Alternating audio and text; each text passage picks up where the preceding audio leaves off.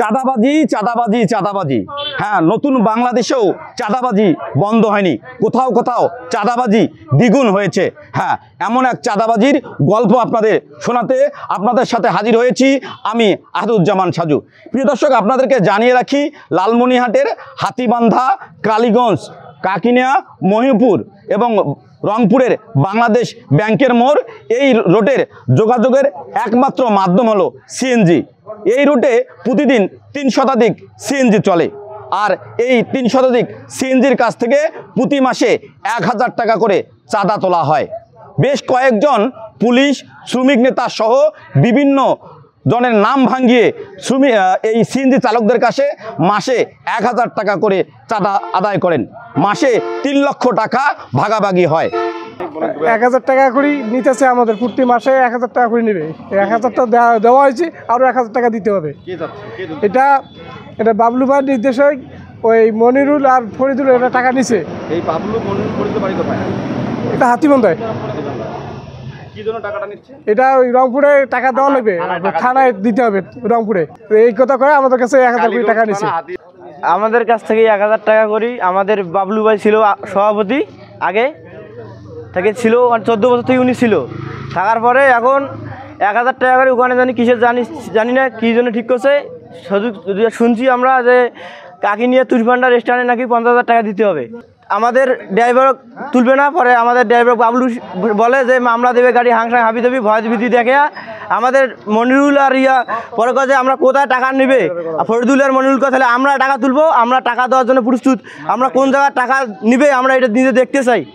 এই টাকা সত্যতা বলতে কি আমি টাকা ওঠাই না, এই টাকাটা আমাদের চেন মাস্টার যারা আছে প্লাস যারা লাইন চালায় এরা এই টাকাটা তোলানোর জন্য প্রচেষ্টা করতেছে। এখন আমরা ড্রাইভাররা বলতে যাচ্ছিলাম যে এই টাকাটা কোথায় লাগে, কিভাবে লাগে, কোন কাজে লাগে, এটা আমাদেরকে জানান আপনারা।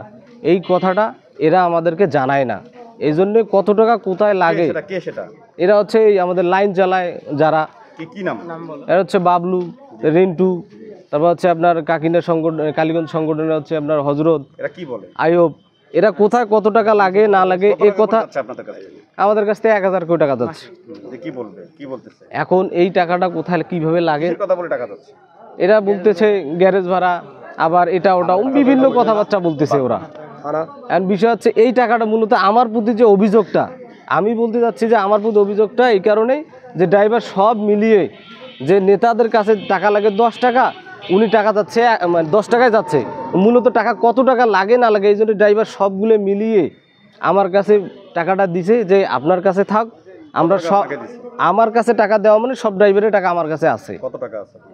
টাকা দেখা যাচ্ছে আপনাদের প্রায় হাতিবান্ধার টাকা আছে আপনার 20-30 হাজার টাকা।